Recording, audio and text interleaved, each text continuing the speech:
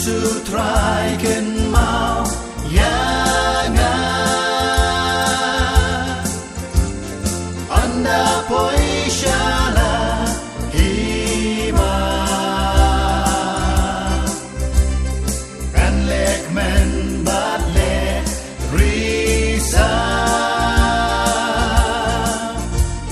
ongan rai hallelujah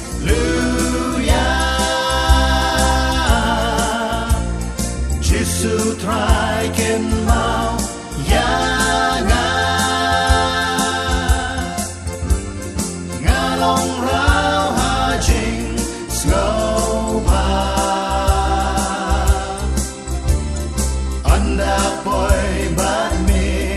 hangta dengan rai hallelujah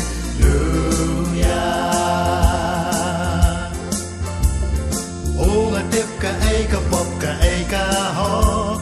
ngatip ru ka ay kableng bat ka dujo Ungatip ka ay kabha ka ay kasmir Nga syuhun bandong baday ka jinglong rir koken ra dosen sha bangan long akar koken ra dosen sha